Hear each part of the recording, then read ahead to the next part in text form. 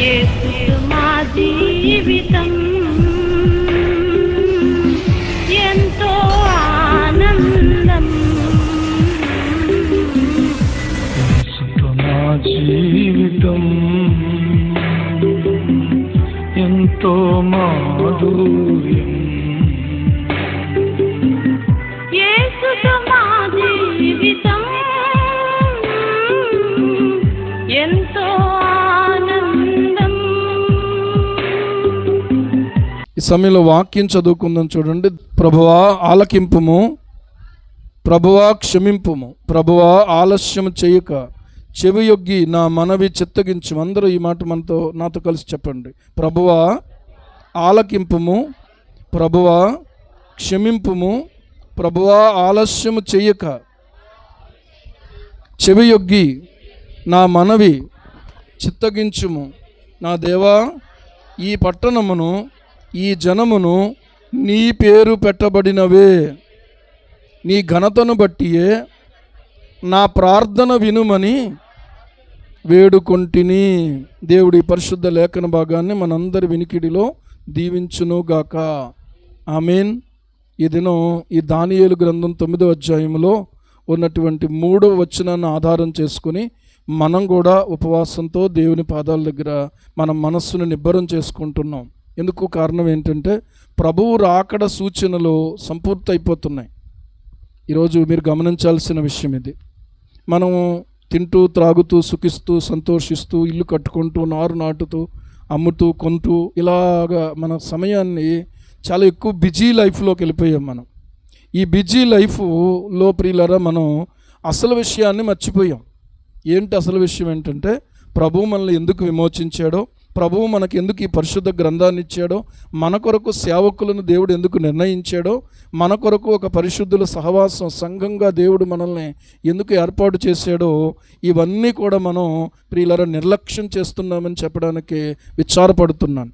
ఎందుకంటే దేవుడు మనల్ని ప్రేమించాడు, మనల్ని రక్షించాడు. మనము తన రాజ్యానికి చేరినట్లుగా ఆయన మన కొరకు ప్రియులారా రోజు కూడా వారం వారం క్రైస్తవులు అయిపోయాం, ఆదివారపు క్రైస్తవులం అయిపోయాం. మనం ఈ ఉపవాస ప్రార్థనలు ఎందుకొరకు అని అంటే మనము అనుదిన క్రైస్తవులమని గుర్తు చేసుకోవడానికి. దేవునికి స్తోత్రం. ఏ క్షణమైనా ప్రభువు రావచ్చు. ఆ క్షణంలో మనం ఏమవ్వాలో తెలుసా? రెప్పపాటులో మనం మార్పు నుండి మేఘం మీద ప్రభుని ఎదుర్కోవడానికి వెళ్ళిపోవాలి. ఈ పనులన్నీ ఏమవుతాయి? కట్టుకున్న ఇళ్ళన్నీ ఏమవుతాయి? మందిరాలన్నీ ఏమవుతాయి? లేకపోతే మనం కలిగి ఉన్నటువంటి ఇవన్నీ కూడా ఏమవుతాయి అని అంటే ఎక్కడే నిలిచిపోతాయి. మనం మాత్రమే ప్రభువు యొద్దకు ప్రియులారా చేర్చుకోబడతాము. అయితే మనం ఎలా ఉన్న వాళ్ళం అలా ఉంటే చేర్చుకోబడతామా? చేర్చుకోబడం.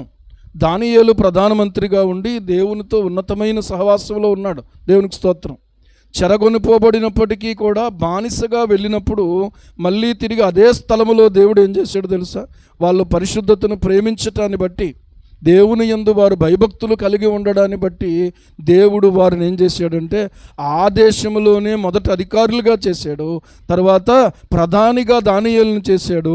ప్రియులారా, ఈరోజు మనం ఆలోచన చేస్తే పరిశుద్ధత అనేటువంటిది దేవుడు మనల్ని హెచ్చించడానికి కారణమవుతుంది. పాపము అనేది చెదరగొట్టడానికి కారణమవుతుంది. మీరు ఇక్కడ గమనించినట్లయితే చెదరగొట్టబడినటువంటి స్థితిలో ఉన్నటువంటి దేవుని ప్రజలు చెదరగొట్టబడినటువంటి స్థితికి కారణం ఏంటో, ఆ కారణాన్ని ఎంత సూటిగా ఎంత తేటగా దేవుని ఎదుట ఒప్పుకుంటూ ఉన్నాడు. ఈ రోజున మన పరిస్థితి ఏంటంటే దేవుని నిందించటం, లేకపోతే సంఘాన్ని నిందించటం, లేకపోతే సేవకులను నిందించటం. ఎక్కడైనా దేవుని నిందించాడా? ఈ మనం చదువుకున్న వచనాల్లో. అందుకనే దానియేలు యొక్క ప్రార్థన ఈ దినం మనం నేర్చుకోవాలి, మనం కూడా చేసుకోవాలి, మనం ఒప్పుకోవాలి. కన్నీటితో ప్రియులారా ఈ ప్రార్థన మనం చేయగలిగితే మళ్ళీ తిరిగి ఏమవుతామో తెలుసా? రిస్టోర్ అయిపోతాం. దేవునికి స్తోత్రం కలుగును గాక. మళ్ళీ తిరిగి నూతనపరచబడతాం, మళ్ళీ తిరిగి బలపరచబడతాం, మళ్ళీ తిరిగి దేవుని యొక్క కనుదృష్టిని ప్రియులారా మన మీదకు ఆయన మళ్ళించగలుగుతాడు. దేవుడికి ప్రియులారా కావాల్సింది ఏంటంటే తన ప్రజలు తిరగడమే కావాలి. కానీ ప్రజలు ఎంత చెప్పినా తిరగట్లేదు, ఎంత చెప్పినా కూడా ఆయన తట్టుకు తిరగట్లేదు. దేవుడు పంపించినటువంటి ప్రవక్తలను కూడా వాళ్ళు ఏం చేశారో తెలుసా? హింసించి వాళ్ళని ఎగతాళి చేశారంట, చంపేశారు కూడా కొంతమందిని. ఏమండి? ఆ కారణాన్ని బట్టి దేవుని కోపము నివారింప శక్యము కాకుండా దేవుని ప్రజల మీదకి వచ్చేసింది. దేవుడే పంపించాడు ఆ ప్రవక్తల్ని. వాళ్ళు చెప్పినటువంటి సందేశం ప్రియులారా దేవుడిచ్చినటువంటి సందేశమే. వాగ్దాన జనాంగం వాళ్ళు వాగ్దాన దేశంలో అడుగుపెట్టారు. వాగ్దానం చేయబడినటువంటి పరిస్థితులలో ప్రియులారా వాళ్ళు భయభక్తులు కలిగలేరు. ఇంకా చెప్పాలనంటే దేవుడు ప్రియులారా వారిని సమృద్ధిలో పెడితే గర్వించి ఆయన మీదే తిరుగుబాటు చేసి మర్చిపోయారు. వాళ్ళ మాటలు కానీ వాళ్ళ క్రియలు కానీ ఏమైపోయినాయో తెలుసా? అన్యులతో సహవాసం చేసి వాళ్ళు దేవుని కోపాన్ని వాళ్ళ మీదకి తెచ్చుకున్నారు. ఈరోజు కూడా జరిగేది అదే ఏమండి, ఈరోజు కూడా జరుగుతున్నది అదే. కనుక మనం దిద్దుబాటు చేసుకోవడం అవసరం, మనం సరిచేసుకోవడం అవసరం, మనం దేవుని ముందు ఒప్పుకోవడం అవసరం. మనము మన కుటుంబాలలో కూడా ఇలా ఈ ప్రార్థన మనం ఒప్పుకొని చెయ్యాలి. నేను ఎప్పుడు ఈ దానియేలు గ్రంథం చదవడానికి వచ్చినప్పుడైనా ఇక్కడ ఆగిపోతాను. ఇదంతా ప్రియులారా ఆలోచన చేస్తూ ఉంటే, ప్రభువా నాకు సిగ్గే తగ్గి ఉంది, అవమానమే తగ్గి ఉంది, మేమే తిరుగుబాటు చేసాం, మేమే పాపం చేసిన వారం, నిజంగా ఈ యొక్క అవమానానికి మేము తగిన వారమే అని ఒప్పుకోవడం అనేది నిజంగా అది కేవలం పరిశుద్ధాత్మ దేవుడు ఒప్పింప చేయటమే. ఈ రోజున ప్రియులారా గమనించండి, దానియేలు ఎలాంటి వాడండి? దానియేలు ఎలాంటి వాడంటే పరిశుద్ధుడు, పరిశుద్ధ జీవితం కలిగినటువంటి వాడు, ఒక నియమబద్ధమైనటువంటి ప్రార్థనా జీవితం కలిగినటువంటి వాడు. అంతేకాదు పరిశుద్ధులైనటువంటి పిల్లలతోనే స్నేహం చేసినటువంటి వాడు. హల్లెలూయా. 1వ అధ్యాయం 8వ వచనంలో చూస్తే దానియేలు, షడ్రకు, మేషకు, అబేద్నెగోలు నలుగురు కలిసి అపవిత్రులు కాకుండా వారు ఒక ఉద్దేశం కలిగి ప్రియులారా వారు దేవుని పక్షంగా నిలబడ్డారో, దేవుడు వారి పక్షంగా నిలబడ్డాడో, వారికి దేవుడు ఏమిచ్చాడో చూడండి. 1వ అధ్యాయము మనం చూసినట్లయితే 17వ వచనంలో ఈ నలుగురు బాలుర సంగతి ఏమనగా, దేవుడు వారికి ఏమిచ్చాడంటే జ్ఞానమునిచ్చాడు, సకల శాస్త్ర ప్రవీణత ఇచ్చాడు, వివేచనిచ్చాడు. అంతేకాదు దానియేలుకు ఎక్స్ట్రా ఇంకా ఇచ్చాడు. దానియేలు సకల విధములకు దర్శనములను స్వప్న భావములను గ్రహించు తెలివి గలవాడై ఉన్నాడు. హల్లెలూయా. దేవుడు విడిచిపెట్టలేదండి. తర్వాత మరలా రాజుగారైనటువంటి చక్రవర్తి నెబుకద్నెజరుకు ఒక దర్శనం కలిగింది, కళ కలిగింది. ఆ కళను, కళ భావాన్ని చెప్పాలి అని చెప్పి మొత్తం దేశంలో ఉన్నటువంటి జ్ఞానులందరినీ పిలిపించాడు. వాళ్ళు ఏమన్నారో తెలుసా? దేవతలు తప్ప మీకు ఈ విషయాన్ని ఎవరు చెప్పలేరు అన్నారు. అని అలాంటి క్లిష్టమైన పరిస్థితిలో దానియేలు ఆ అధిపతి దగ్గరికి వెళ్ళి బతిమాలుతాడు, అయ్యా మాకు కొంచెం సమయం ఇవ్వండి, తప్పకుండా మా దేవుడిని మేము ప్రార్థిస్తాము, తప్పకుండా దేవుడు చిక్కు సమస్య ఏదైనా కూడా ఆయన బయలుపరుస్తాడు అని చెప్పి ప్రియులారా దానియేలు తన స్నేహితులను ఇంటికి పిలిపించుకొని ఏం చేశాడో తెలుసా? ప్రార్థన చేశాడు. ఒక ఆల్ నైట్ ప్రేయర్ చేశాడు. అందుకే మనం ఒక ఆల్ నైట్ చేయాలంటే ఎంత కష్టం, చాలా కష్టం కదా. ఈరోజు ఆలోచన చేస్తే ద్వారపూడిలో ఆల్ నైట్ ప్రేయరు ఉదయం 5 అయిపోద్ది. ఇక్కడ ప్రియులారా మనం గమనించాలి ఒక విషయం, వాళ్ళందరూ ప్రార్థన చేస్తారా అని అంటే మధ్యలో కొంతమంది లెఫ్ట్ అయిపోతారు, ఎత్తబడిపోతారు అనమాట. ఎందుకు ఎత్తబడిపోతారంటే పొద్దున్న మేము డ్యూటీలకు వెళ్ళాలండి, మళ్ళీ తిరిగి వ్యాపారాలకు వెళ్ళాలండి అని వెళ్ళిపోతారు. అప్పుడు కానీ ఏ ప్రార్థన అంశాలు అయితే తీసుకోవడం జరుగుతుందో మరికొంత సమయం ఒక్కొక్కళ్ళు చైన్ ప్రేయర్ చేస్తే ఉదయం 5 అయిపోద్దంటే దేవునికి స్తోత్రం. ఇలాంటి ప్రార్థనా సమయాలు కేవలం నలుగురే ప్రార్థన చేశారు. ఈ నలుగురు ప్రియులారా ప్రార్థన చేసిన ప్రార్థన పరలోకానికి చేరింది. చప్పట్లు కొట్టి దేవునికి స్తోత్రం చెప్తాం. ఈ నలుగురు ప్రార్థన పరలోకానికి చేరింది. ఆ నెబుకద్నెజరు చక్రవర్తి పడుకోవడం ఏంటి, ఆ పడుకున్నప్పుడు అతను ఏమనుకుని పడుకున్నాడో, ఆ పడుకున్నటువంటి తర్వాత దేవుడు ఏ కళనిచ్చాడో, ఆ కళ యొక్క భావం ఏంటో అంతా దానియేలుకు మొత్తం దేవుడు బయలుపరిచేశాడు. దేవునికి స్తోత్రం. దేవుని యందు భయభక్తులు గలవారికట ఆయన మర్మము తెలిసి ఉన్నది అని రాయబడి ఉంది. అందుకనే దానియేలు మర్మములను బయలుపరచగల దేవుడు పరలోకమందు ఉన్నాడు అని చెప్పి ఆ బయలుపరిచినటువంటి దేవుని స్తుతించాడు. దేవునికి స్తోత్రం. రెండవ విషయం ఇది ప్రియులారా గమనించండి. మూడవ విషయం చెప్తాను. దానియేలుకు ఈ విషయం బయలుపరచబడిన తర్వాత ఇంకెవరో నాకు లెక్కలేదు, నన్ను డైరెక్ట్గా రాజుగారి దగ్గర తీసుకెళ్ళండి టక్మని నేను చెప్పేస్తాను అనలే. రాజుగారు ముందుకు వెళ్ళిన తర్వాత కూడా దేవుడే మీకు జవాబిస్తాడు అన్నాడు. దేవునికి స్తోత్రం. ఎవరిస్తారో దేవుడే జవాబిస్తాడు మీకు. దేవుడే నాకు బయలుపరిచాడు, నేను ఏమాత్రం కూడా గొప్పవాడిని ఏం కాదు అని చెప్పేసి ప్రియులారా దానియేలు రాజుగారి ఎదుట దేవుని గణపరుస్తాడు. అతనికి దేవుడు అంటే ఇష్టం లేదు, అతనికి దేవుడు అంటే నమ్మకం లేదు, అతనికి దేవుడు అంటే భయభక్తులు లేవు. అతనికి దేవుడన్నా దేవుని ప్రజలన్నా ఏమాత్రం కెట్టదో. కానీ అలాంటి వాని ముందు దేవుడి గురించి మాట్లాడిన మొట్టమొదటి వ్యక్తి ఎవరంటే దానియేలు. అర్థమవుతుందా? 3వ లక్షణం ఇది. ఆ తర్వాత విషయం చెప్పేశాడు. ఆ తర్వాత ఒక కళను చెప్పేసిన తర్వాత ఆ కళ భావాన్ని ప్రియులారా వివరించినటువంటి తర్వాత జరిగింది ఏంటి అనంటే, తన సంస్థానములో దానియేలుకు ఉద్యోగాన్ని ఇచ్చాడు. ఏమండి? దానియేలును అధిపతిగా నియమించాడు. తర్వాత దానియేలు మనవి చేస్తే తన స్నేహితులకు కూడా ఉద్యోగాలు వచ్చినాయి. దేవునికి స్తోత్రం. ఈ రోజున నాకు ఉద్యోగం వచ్చిందని నీకు ఎవరిని పట్టించుకోను నేను. ఎందుకంటే నేను ఎంత కష్టపడ్డానో, నేను ఎంత కృషి చేశానో, ఎన్ని ప్రయాసలు పడ్డానో, ఎన్ని ప్రయత్నాలు చేశానో, మళ్ళీ ఎన్ని కోర్సులు నేర్చుకున్నాను అని చెప్పేసి అనుకుంటాడు. కానీ దానియేలు అలా కాదు. నాతో కలిసి ప్రార్థన చేసినటువంటి, నాతో కలిసి దేవుణ్ణి ఆరాధిస్తున్నటువంటి, నాతో కలిసి అంటే దానియేలులో ఏ లక్షణం ఉందంటే ప్రేమ అనే లక్షణం ఉంది. దేవునికి స్తోత్రం. హల్లెలూయా. తను ఉన్నటువంటి స్థితిని బట్టి సంతోషించలేదు, కానీ తనతో పాటుగా ఆ మిగిలిన ముగ్గురికి కూడా రాజుగారి దగ్గర మనవి చేస్తే వాళ్ళకు కూడా ప్రత్యేక స్థానాలు వచ్చేసినాయి. ఎక్కడ బానిసలుగా వెళ్ళారండి వాళ్ళ బానిసలుగా చూడబడే పరిస్థితి దగ్గర దేవుడు వాళ్ళని ఏం చేశాడు తెలుసా? అధికారులుగా ఇచ్చించేసాడు. హల్లెలూయా. ఈరోజు ఆలోచన చెయ్యండి, మన జీవితాల్లో, మన బ్రతుకుల్లో ఈ స్థితి అంతా వాళ్ళు మంచి స్థితిలోనే ఉన్నారు. ఏమండి? దానియేలు ప్రియులారా ఈ తరువాత షడ్రకు మేషకు అబేద్నెగోలకు ఒక అగ్ని పరీక్ష వచ్చింది. కానీ వారు అందులో రాజీ పడకుండా నిలబడ్డారో దేవుడు వారిని విడిచిపెట్టలేదు. మరలా సంస్థానంలో వారు మరింతగా హెచ్చించబడ్డానికి కారణమైంది. ఈ రీతిగా చూస్తే ప్రియులారా దానియేలు గ్రంథం 6వ అధ్యాయంలోకి వచ్చేటప్పటికి దర్యావేషు యొక్క పరిపాలనా కాలంలో దానియేలు ఉన్నాడు. రాజులు మారారు, పరిస్థితులు మారినాయి, కానీ దానియేలు మారలేదు. దేవునికి మహిమ కలుగును గాక. ఏమండి? ఎవరు మారలేదు? దానియేలు మారలేదు. మనం ఉన్నామనుకోండి, December 31 నైట్ ఇంకా ఎంత భక్తి అంటే అంత భక్తి, నిజంగా రానోళ్ళు కూడా వచ్చేస్తారు. అర్థమైందా? ఇంకా వాగ్దానాలు తీసుకోమంటే కనుక తోసేసుకుని మరి తీసేసుకుంటారు. అది తీసేసుకోవాలి, బైబిల్లో పెట్టేసుకోవాలంతే. ఏమండి? ప్రభువు పాదాలు పట్టుకునే అనుభవం లేదు. నేను అందుకనే 2-3 సంవత్సరాలుగా వాగ్దానాలు తీయడం మానేశాను. ఎందుకంటే దేవుని వాక్యంలో దేవుడు ఏది మాట్లాడే ఆ వాగ్దానమే చేత పట్టుకుని నడవాలి ప్రతిరోజు. దేవునికి స్తోత్రం. మీరు తీసుకున్నందుకు మీరు తక్కువ కాదు, నేను తీసుకున్నందుకు నేను ఎక్కువ కాదు. గమనించండి. కానీ ఎవరికి వాగ్దానాలు నెరవేర్చబడతాయి అని అంటే కేవలము ఆయన యందు భక్తిగా నిలిచిన వారికి మాత్రమే నెరవేర్చబడతాయి సుమా.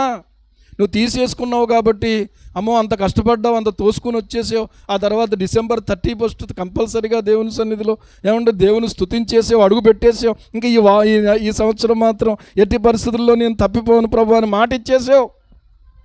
కానీ ఇంకా నెరవేరదు అండి. మన ఇంతకుముందు వారమా పాడాను కదా పాట. వరములు ఇచ్చిన ప్రభువా, వాగ్దానములిచ్చిన దేవా, మరువక నీ వాగ్దానములు త్వరలో నెరవేర్చుము దేవా, మరువక నీ వాగ్దానములు త్వరలో నెరవేర్చుము దేవా.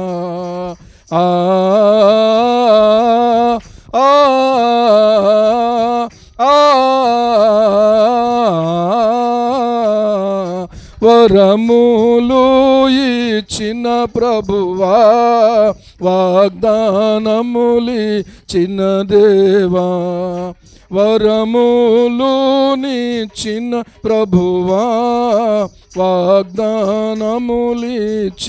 దేవా. ఎందరికెన్నో విధములుగా ముందుగా వాగ్దానములిచ్చి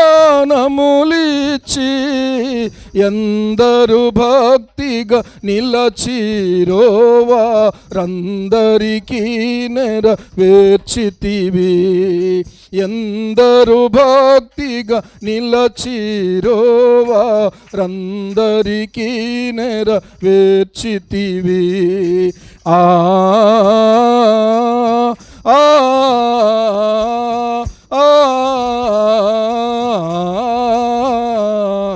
వరములు నిచ్చిన ప్రభువా, వాగ్దానములిచ్చిన దేవా. హల్లెలూయా.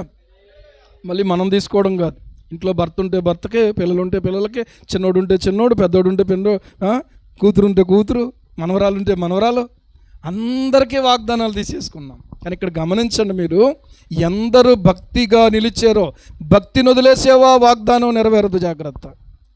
ఏమండి? అలాగైతే అందరికీ దేవుడు పరలోకాన్ని వాగ్దానం చేసి ఇచ్చేస్తాడా దేవుడు అందరికీ? ఇవ్వడో. కాబట్టి ఈరోజు మనం గమనించుకోవాల్సిన విషయం ఏంటంటే, నీ భక్తిని నువ్వు నిలుపుకోవాలి, నీ భక్తిని నువ్వు పునర్నిర్మించుకోవాలి. కొన్నిసార్లు ప్రియులారా భక్తిని వదిలేస్తున్నాము, భుక్తి వెంట పడిపోతున్నాం. ఈరోజు ఏం పెడతారండి? ఫంక్షన్ అయితే ఏమేమి ఉంటాయి? మనం కూడా ఏం ఆలోచిస్తాం?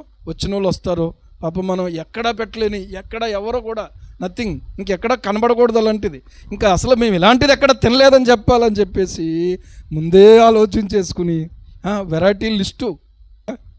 ఒక మనిషిని సంతోషపెట్టడం కోసం ప్రియులారా ఖర్చు గురించి ఆలోచించట్లేదు. ఏమండి? ఎలాగైనా సరే మనం బల అనిపించుకోవాలి.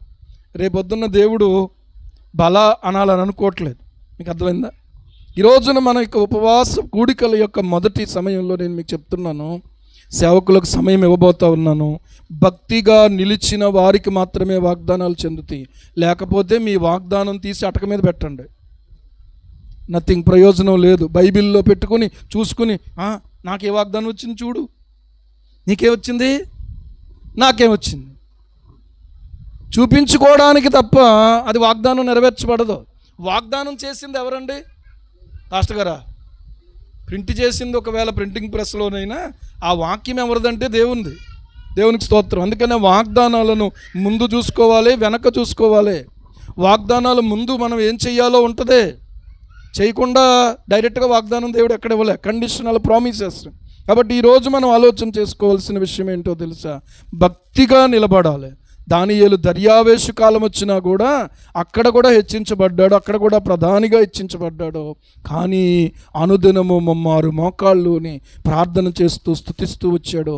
దానియేలు ప్రియులారా కోరెషు వరకు కూడా, దర్యావేషు కాలంలో నుంచి ప్రియులారా ఎక్కడ వరకు వర్ధిల్లాడని రాయబడి ఉందంటే దానియేలు గ్రంథంలో ఏమండి, కోరెషు ప్రభుత్వ కాలమందును వర్ధిల్లాను. రాజులు మారిపోతున్నారు, రాజ్యాలు మారిపోతున్నాయి, కానీ దానియేలు వర్ధిల్లుతూనే ఉన్నాడు. దేవునికి మహిమ కలుగును గాక. ఈరోజు అలాంటి గొప్ప ప్రియులారా శ్రేష్టమైన భక్తి జీవితం కలిగి తన ప్రజలకు చిరకాలం పూర్తయిపోతుందనే విషయం ఇర్మియా గ్రంథము ద్వారా గ్రహించి గోనెపట్ట కట్టేసుకున్నాడండి. బూడిద పోసుకొని ఉపవాసం ఉండి ప్రార్థన విజ్ఞాపనలు చేస్తున్నాడు. దానియేలు ప్రార్థన స్వార్థంతో చేస్తున్నాడా? దానియేలు ప్రార్థన స్వార్థంతోటమ్మా? ఏమన్నా లాభం ఆశించా? స్వలాభం కోసమా? స్వనీతిని ఆధారం చేసుకున్నాడా? No no no no no. ఇవన్నీ పక్కన పెట్టేశాడు. అయ్యా ఒక్కసారి జ్ఞాపకం చేసుకోవా, ఒక్కసారి నీవు జ్ఞాపకం చేసుకోవా, ఒక్కసారి నీ ప్రజలను దృష్టించవా, ఈ పట్టణాన్ని దృష్టించవా. నువ్వు కోరుకున్న పట్టణం యెరూషలేము అంటే దేవుడు కోరుకున్న పట్టణం, దేవుని మందిరం అంటే దేవుడు కోరుకున్నాడు. నేను ఈ స్థలాన్ని కోరుకొని ఉన్నాను, ఈ స్థలమందు నా కనుదృష్టి ఉంటుందన్నాడు. ఆ తర్వాత ఆ స్థలం ఏమైపోయింది? కనీసం అడ్రస్ కూడా లేకుండా పోయింది. కానీ ప్రభువా నువ్వు వాగ్దానం చేసే 70 సంవత్సరాలే, ఇప్పటికే చాలా నలిగిపోయావు నాయన, దయచేసి ఒక్కసారి జ్ఞాపకం చేసుకోవా అని ప్రియులారా తన బాధ్యత అంతా పక్కన పెట్టేశాడు. మోకరించి విజ్ఞాపన చేయటం మొదలుపెట్టాడండి, విజ్ఞాపన చేయటం మొదలుపెట్టాడు.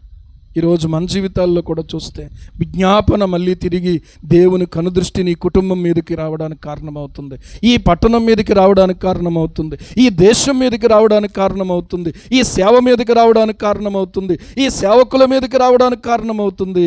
నీవు నేను చేయవలసిన విజ్ఞాపన ఎవరు చేస్తారండి? మనమే చెయ్యాలి. ఆ ప్రార్థన చూస్తే నిజంగా ప్రియులారా గుండె నీరైపోద్దండి. ఎలా ఒప్పుకున్నాడు? నిజంగా ఎంత నష్టం జరిగిందో తెలుసా? గర్భిణీ స్త్రీల యొక్క కడుపులు చింపేసి పిల్లలను కూడా చంపేశాడు. అంత ఘోరమైన పరిస్థితి దేవుని ప్రజలకు వచ్చింది. వృద్ధులను చూడలేదు, స్త్రీలను చూడలేదు, పిల్లలను చూడలేదు, బరబర లాక్కుండా చంపేసాడు, తీసుకెళ్ళిపోయాడు. అటు ఇటు చెదిరిపోయారు. ఎవరిని చెరగొనిపోవాలో అని తీసుకెళ్ళిపోయాడు. అంతే వీళ్ళ చాలా నష్టం జరిగిపోయింది. ఈ నష్టానికి కారణం దేవుడు కాదు, దేవుని ప్రజల యొక్క తిరుగుబాటే కారణం. వాక్యం మీద తిరుగుబాటు, దేవుని సేవకుల మీద తిరుగుబాటు, దేవుని యొక్క సంఘం మీద తిరుగుబాటు ప్రియులారా ఈ రోజున నష్టానికి ఏమండి నాశనానికి కారణమవుతుంది తప్ప ఎవరు నశించాలని ఆయన కోరుకోవట్లేదు, నేను కోరుకోవట్లేదు. ఎవరైనా సరే, చివరికి నా శత్రువులైనా సరే వాళ్ళు ఏమవ్వాలి అని అంటే నరకంలోకి వెళ్ళకూడదండి. వాళ్ళ ప్రభువుని తెలుసుకుని పరలోకానికి వచ్చిన తర్వాత హలో పాస్టర్ గారు బాగున్నారా అని అక్కడ పిలవాలి. దేవునికి స్తోత్రం కలుగును గాక. హల్లెలూయా. అక్కడ ప్రేమలే ఉంటాయి తప్ప కొట్టుకోవడాలు, తిట్టుకోవడాలు, దూషించుకోవడాలు, ద్వేషించడాలు ఉండదు. కాబట్టి ప్రియులారా, ఆ 9వ అధ్యాయం ఒకటి చదువుకోండి చాలు. ప్రార్థన నేర్చుకోండి. ప్రార్థన అనుభవం, దేవుని ప్రభావాన్ని ఒప్పుకున్నాడట. అంతేకాదు తన యొక్క ఆత్మీయ స్థితిలో ప్రియులారా తను ఎంతో శ్రేష్టమైన లక్షణాలు కలిగినోడు అండి. అని అవన్నీ కూడా ప్రభువా అని అవన్నీ గుర్తు చేసుకోవట్లేదు. ఏం చేస్తున్నాడు? ఇది మాకు తగే ఉంది నాయన, సిగ్గు తగే ఉంది ప్రభువా, అవమానం తగే ఉంది నాయన, మేము తిరుగుబాటు చేసాం ప్రభువా నీ మీద అండి. ఒక ఆదివారం భక్తి చేస్తే సరిపోద్దా? సోమవారం ఏం చేసావు, మంగళవారం ఏం చేసావు, బుధవారం ఏం చేసావు? ఇక మిగిలిన వారాలతో పని లేదా నీకు?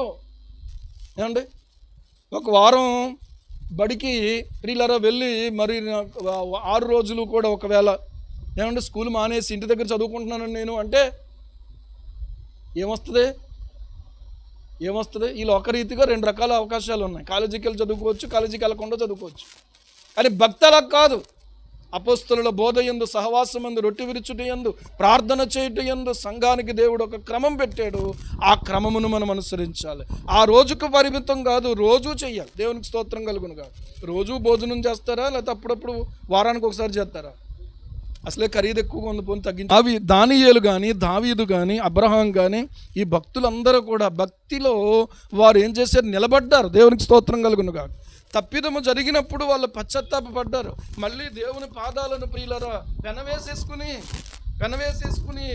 పట్టుకుని బతిమలాడి దేవునికి మనవి చేసుకున్నారు. మనకు అది రావట్లేదు ఏమండి. మనకంతా ఏంటంటే ఏమండి, ఒక రాజుగారు మొత్తం రాజ్యం అంతా పోయి బిచ్చగాడుగా బయలుదేరాడంట. ఓ భిక్షగాడు పాపం, ఎప్పుడు భిక్షగాడు వాడు వెళ్తున్నాడు. ఈయనకేమో భిక్షం ఎప్పుడు అడగడం చేత కాకపోతే వాడు అడుగుతున్నాడు. ఒక ఇంటికి వెళ్ళి వెనకాల ఈయన కూడా నిలబడ్డాడు. వాడు అడుగుతున్నాడు కదా, ఆడితో పాటు నాకు కూడా వేస్తారని చెప్పి ఈయన ఏం చేస్తున్నాడంటే ఇలాగంటున్నాడంట. ఇలాగా ఇంకెక్కడుంది మేసం? రాజ్యం ఉందా, అధికారం ఉందా, అతనికి గుర్తింపు ఉందా? ఏమీ లేదు. అలాగా మనం ప్రియులారా ఇలాగనొద్దు, మనం ఏమండి ఇలాగనొద్దు సుమా. ఏమండి మన గొప్పతనం ఏమీ లేదండి, ఆయనే గొప్పవాడు. దేవునికి స్తోత్రం కలుగును గాక. హల్లెలూయా. మనం ఎవరమో తెలుసా? మనం మంటివారమని ఆయన జ్ఞాపకం చేసుకుంటున్నాడు. ఏమండి ఒకవేళ మనం మరీ ఎక్కువగా ఏమండి బేరాలు చేస్తే, ఒకవేళ మరి ఎక్కువగా అహంకారంతో ఉంటే గనక ఒక్కటిచ్చాడంటే చాలు, ఎక్కడ పెంకులు అక్కడ ఎగిరిపోతాయి దెబ్బకి. కొండ మీద కర్రబడితే ఏమవుద్ది? ఏముంది మరి మనలో చెప్పండి. కాబట్టి మనం మంటివారమని ఆయన జ్ఞాపకం చేసుకుని పోన్లే తెలుసుకుంటాడు, వాడే తెలుసుకుంటుందిలే, నా కుమార్తె, నా కూతురు, నా కుమారుడు అని అనుకుంటూ టైం ఇస్తూ ఉంటే మనం ఏమనుకుంటున్నాం తెలుసా? విర్రవీగిపోతూ ఉన్నాం. విర్రవీగిపోయావా, విరగొట్టేస్తాడంతాను మనం లేకుండా.